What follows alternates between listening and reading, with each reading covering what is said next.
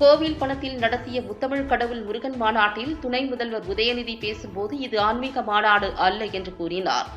அறநிலையத்துறை அமைச்சர் சேகர்பாபு மீதும் உதயநிதி மீதும் வழக்கு பதிவு செய்ய வேண்டும். ஆட்சி மாற்றம் ஏற்பட்டவுடன் ஊழல் அமைச்சர்கள் சிறை செல்வது உறுதி. பாஜக தேசிய செயற்குழு உறுப்பினர் ஹெச். ராஜா பேட்டி. 1975ஆம் ஆண்டு காங்கிரஸ் அரசால் அறிவிக்கப்பட்ட நெருக்கடி நிலை அத்துமீறல் அரசியல் சட்டத்திற்கு எதிரான நிலையை விளக்கி சிறை சென்ற போராளிகளுக்கு பாராட்டு மற்றும் விழிப்புணர்வு கூட்டம் மயிலாடுதுறையில் நடைபெற்றது. இக்கூட்டத்தில் சிறப்பு அழைப்பாளராக பாஜக தேசிய செயற்குழு உறுப்பினர் ஹெச். ராஜா கலந்து கொண்டு பேசினார். பின்னர் அவர் செய்தியாளர்களிடம் கூறுகையில், இந்தியாவில் போதைப் பொருள் அதிகமாக உபயோகிக்கும் மாநிலமாக பஞ்சாப் இருந்தது மாறி தற்போது தமிழகம் முதல் இடத்தில் உள்ளது. போதைப் பொருளுக்கான செயல்படக்கூடியவர்கள் சென்ட்ரல் ஸ்கூல், CBSE பள்ளியில் பயிலும் மாணவர்களை குறிவைத்து கொடுக்கின்றனர். தமிழகத்தின் அடுத்த தலைமுறை காப்பாற்றப்பட வேண்டுமென்றால் இந்த தீய அரசு தூக்கி எறியப்பட வேண்டும். கடந்த 7ஆம் தேதி கோவையில் முன்னாள் முதல்வர் எடப்பாடி பழனிசாமி மக்கள் தொடர்பு இயக்கத்தை தொடங்கியுள்ளார். இதில் பாஜக இணைந்து செயலாற்றுகிறது. தமிழ் மொழியை தூக்கி நிறுத்திய கவி சக்கரவர்த்தி கம்பரின் பெயரை மயிலாடுதுறையில் கட்டப்பட்டுள்ள புதிய பேருந்து நிலையத்திற்கு சூட்ட வேண்டும். இல்லை என்றால் திமுக ஆட்சி தமிழ் விரோத ஆட்சி என்று பாஜக கூறும். கோவில் பணத்தை திருடி முத்தமிழ் கடவுள் முருகன் மாநாடு என்று சொல்லி நடத்திய மாநாட்டு இறுதியில் துணை முதல்வர் உதயநிதி பேசும்போது இது ஆன்மீக மாநாடு அல்ல என்று கூறினார். அப்படியெனில் எதற்கு கோவில் பணத்தை எடுத்தார்கள்? அறநிலையத்துறை அமைச்சர் சேகர்பாபு மீதும் உதயநிதி மீதும் வழக்கு பதிவு செய்ய வேண்டும். இந்துக்களை சீண்டி பார்க்க தேவையில்லை. ஆட்சி மாற்றம் ஏற்பட்டவுடன் ஊழல் அமைச்சர்கள் சிறை செல்வது உறுதி. கடலூர் மாவட்ட ரயில் விபத்து வேதனை அளிக்கிறது. விபத்திற்கு காரணமானவர் கைது செய்யப்பட்டிருக்கிறார். இந்த விபத்தில் யார் தவறு செய்தார்களோ அவர்கள் மீது நடவடிக்கை எடுக்கப்பட்டுள்ளது. அஜித்குமார் மீது பொய் வழக்கு கொடுத்த நிகிதா என்ன ஆனார்? அவர் எந்த அமைச்சர் வீட்டில் மறைந்திருக்கிறார்? தமிழகம் முழுவதும் கடந்த 4 ஆண்டுகளில் 6700 கொலைகள் நடந்துள்ளன. மனிதாபிமான உணர்வு இருக்கின்ற பொதுமக்கள் இந்த அரசை ஆதரிக்க மாட்டார்கள். தேசிய ஜனநாயக கூட்டணிதான் தமிழக மக்களை காப்பாற்றும் என்றார். இதில் பாஜக மாவட்ட தலைவர் நாஞ்சில் பாலு, மத்திய அரசு வழக்கறிஞர் ராஜேந்திரன், முன்னாள் மாவட்ட தலைவர் அகோரம் மற்றும் பலர் உடனிருந்தனர். இந்தியாவிலேயே போதைப் பொருள் அதிகமாக உபயோகிக்கின்ற மாநிலமாக தமிழ்நாடு மாறி இருக்கிறது. நான் சொல்றதெல்லாம் பேஸ்ட் ஆன் சயின்டிபிக் டேட்டா.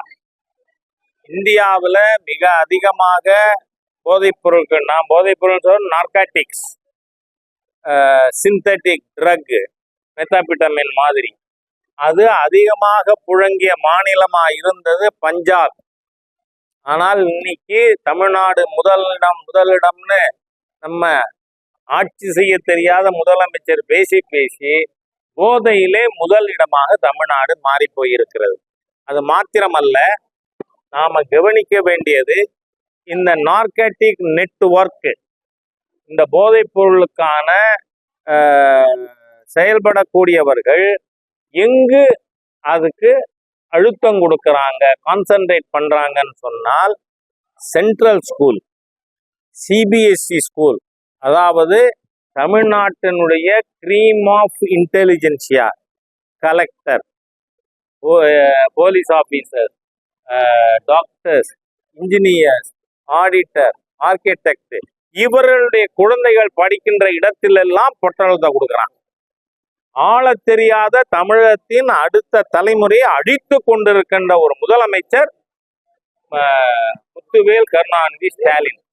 ஆகவே இன்னைக்கு தமிழ்நாடு அடுத்த தலைமுறை காப்பாற்றப்பட வேண்டுமானால், இளைஞர்கள் காப்பாற்றப்பட வேண்டுமானால் இந்த தீய அரசு தூக்கி எறியப்பட்டாக வேண்டும்.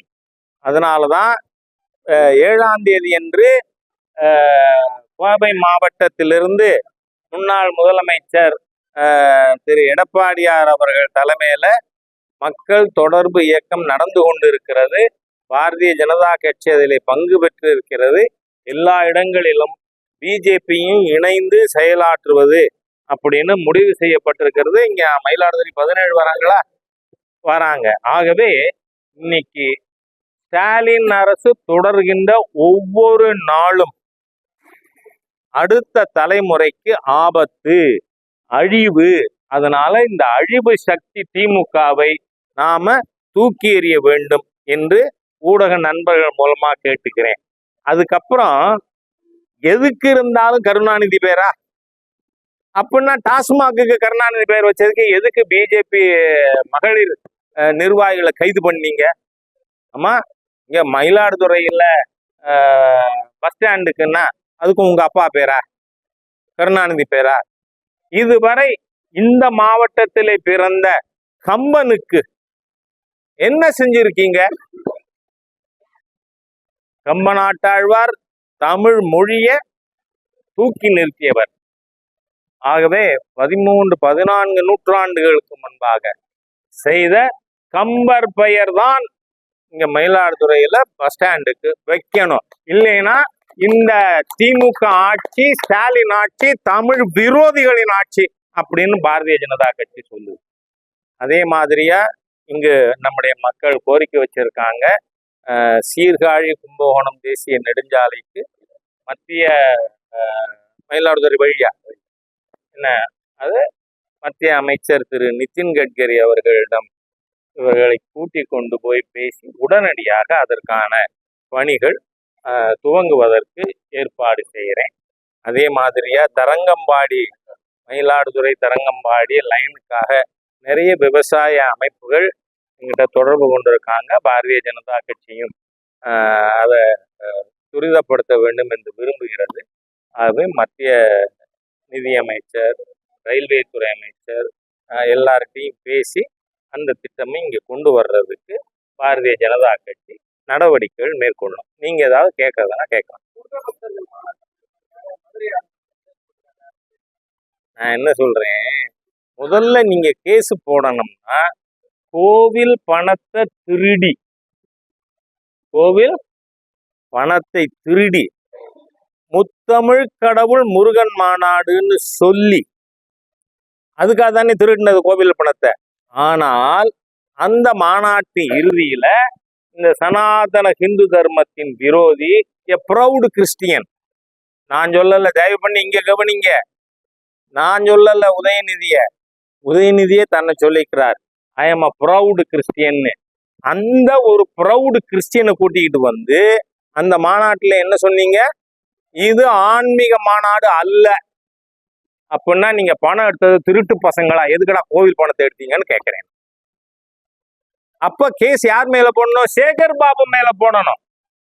முத்தமிழ் கடவுள் முருகன் மாநாடுன்னு சொல்லிட்டு அது ஆன்மீக மாநாடு இல்லைன்னு பேசின ஹிந்து விரோத தீய சக்தி, எ ப்ரௌடு கிறிஸ்டியன் உதயநிதியை கைது பண்ணணும், கேஸ் போடணும். அதை விட்டு முருக பக்தர்கள் மாநாட்டில் பேசினதுக்கு போடுவீங்களா? இந்த அரசாங்கம் சொல்றேன்னா 26 மே மாசம் 31 இவங்க இருக்க மாட்டாங்கிறது மட்டும் இல்ல. Today I go on record, திராவிட முன்னேற்ற கழகத்தில் இருக்கின்ற அத்தனை ஊழல் அமைச்சர்களும் கம்பி எண்ணுவான் 26 மேக்கு அப்புறம். அதனால அதிகமா இந்துக்களை சீண்டி பார்க்க வேண்டாம் என இந்த ஹிந்து விரோத தீய அரசை எச்சரிக்க விரும்புகிறேன்.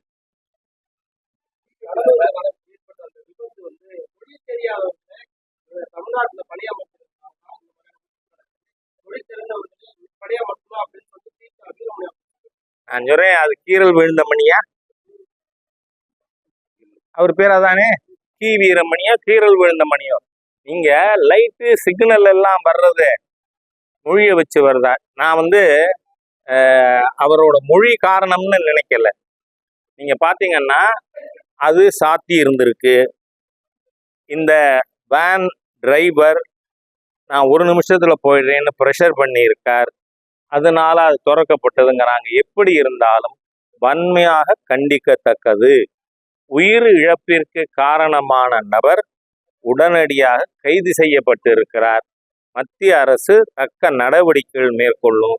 உடனடியாக யாருடைய கோரிக்கையோ போராட்டமோ இல்லாமல் உயிர் இழந்தவர்களுக்கு நிவாரணம் கொடுக்கப்பட்டிருக்கு. But yet human loss is a loss.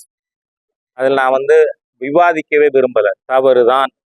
அந்த நபர் செய்த தவறுக்கு அரசு துறை நடவடிக்கை எடுத்துக்கிட்டு இருக்கு. ஆனா நான் கேட்கிறேன், நிகிதா என்ன ஆனார்? பதில் தெரியும். ஏன்னா அஜித் குமார் மீது பொய் வழக்கு கொடுத்து அவரை காவல்துறையினரே அடித்து கொன்ற கொடூரமான செயலுக்கு காரணம் எது? மூல்யம். நிகிதாவின் பொய் புகார். பாரிஷி எந்த அமைச்சர் வீட்டுல தங்கி இருக்கார், ஒளிஞ்சின்னு இருக்கார்? இந்த தமிழ் இன விரோத தீய சக்தி ஏன் சும்மா இருக்கு? ஏன் இன்னும் நிகிதாவை கைது பண்ணல அப்படின்னு கேட்கிறேன்னா, நீங்களும் அதை மக்கள்கிட்ட கொண்டு போவீங்கன்னு நம்பி. ஆன்மீக அரசு எந்த விதத்துலங்கிறத சொன்னாருன்னா நான் அது சரியா தப்பா சொல்றேன். இது எப்படி ஆன்மீக அரசு? ஆன்மீக விரோத அரசு, கொடுங்கோன்மை அரசு, தமிழின துரோகிகளின் அரசு. அஜித் குமார அடிச்சு கொன்ன கொலகார சர்க்கார் சார் இது. அது எப்படி ஆன்மீகமா இருக்க முடியும்? கொலைஞர்களின் அரசு, கலைஞர் அரசு இல்ல, கொலைஞர் அரசு. அதனால மேதகு ஆதீனம் அவர்கள் புரிஞ்சுப்பாருன்னு நினைக்கிறேன். நான் உங்களோட ஸ்டேட்மெண்ட்டை வன்மையா கண்டிக்கிறேன். தமிழ்நாடுல மற்ற மாவட்டம்லாம் கொலை நடக்கலையா? இதுவரை தமிழகம் முழுவதும், மயிலாடுதுறை மட்டும் இல்ல, உங்களோட லோக்கல் அஃபினிட்டி எனக்கு புரியுது. ஆனா தயவு செஞ்சு கரெக்ட் பண்ணிக்கோங்க. தமிழகம் முழுவதும் இந்த 4 ஆண்டு 2 மாதத்தில் 6700 கொலைகள் நடந்திருக்கு. நாட் 1 or 2, 6700 கொலைகள். அது தவிர 25 கஸ்டோடியல் டெத்து. காவல்ல இதுல நடந்த போலீஸ் பாதுகாப்புல நடந்த கொலை 25 தனி. 6700. எந்த ஒரு மனிதாபிமான உணர்வு இருக்கின்ற குடிமகனும் இந்த கொலைகார தீய அரசாங்கத்தை ஆதரிக்க மாட்டாங்க. அவ்வளவு கேவலமா, இந்த உலகத்திலே ஸ்டாலின் சர்க்கார் போல ஒரு கேவலமான மக்கள் விரோத சர்க்கார், செயல்படாத Sarkar. He has got neither control on his ministry, nor on his government, nor on his family. தன்னோட துறை மீது, அரசு மீது, குடும்பத்தின் மீது எந்த ஒரு கட்டுப்பாடும் இல்லாத ஒரு முதலமைச்சர். நம்மளோட தலையெழுத்து இன்னும் 9 மாசம் தாங்கிக்கணும்.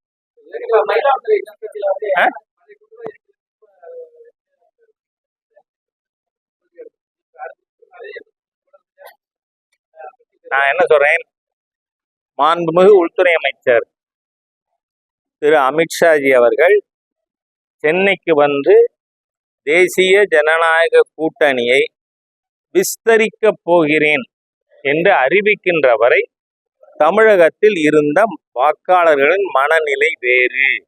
நீங்க ஊடகத்தில் இருக்கீங்க, ஆனால் இன்றைக்கு மக்களுடைய மனநிலை வேறு.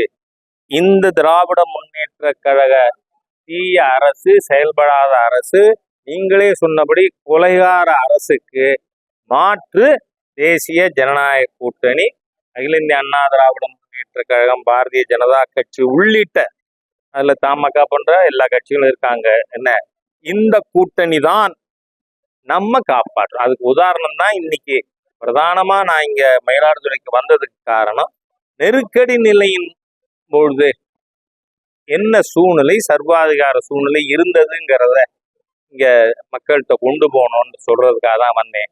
அப்போ 71 தேர்தல்ல மிஸ்ஸஸ் காந்திக்கு 360 சீட்டுக்கு மேல. அப்பவும் grand alliance, Sthapana Congress, socialist, BLD, Bharatiya Jansangh எல்லாரும் சேர்ந்து தி கார்லாண்ட் அலையன்ஸ்னு சொல்லி அப்பவும் இந்திரா காந்திக்கு எதிராக கூட்டணி வச்சிருந்தோம். ஆனா அப்ப ஜெயிக்க முடிஞ்சுதா? முடியல.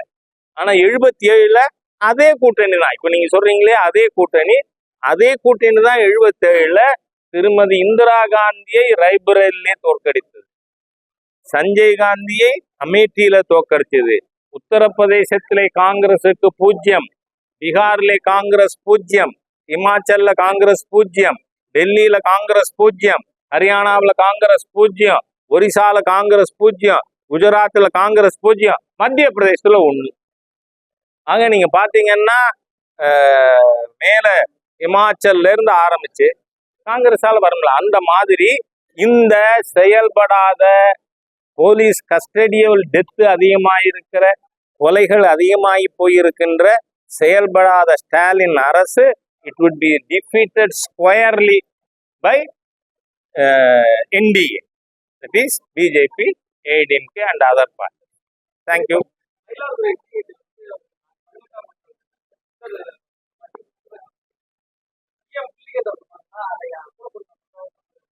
நான் என்ன சொல்றேன், அது ஜீவசமாதி சித்தர் பீடம், அதை தொடுவதை பாரதிய ஜனதா கட்சி அனுமதிக்காது. மாநில அரசு மக்களை சீண்டி பார்க்க வேண்டாம். இல்லை என்றால் இங்கு இருக்கின்ற இந்து பெருமக்களை திரட்டி இந்த இந்து விரோத தீய அரசை நீக்குகின்ற அனைத்து போராட்டத்திலும் ஈடுபடுவோம். அதை எப்படியும் காப்போம். அயோத்தியை காத்தவர்கள் நாங்கள். நன்றி. அவர் யாரு? சரி, என்ன பண்ண போறார்? அவர் தான் இங்க பாருங்க, இந்த கொரோனாவால இந்த கார்ப்பரேட் செக்டார்ல புது டேர்ம் யூஸ் பண்றாங்க. என்ன தெரியுமா உங்களுக்கு? Work from home. Work from home அதை கடைபிடிக்கிற ஒரே அரசியல் தலைவர் அவர் தான். கொஞ்சம் இறங்கி வருவார்னா வரவேற்கிறேன்.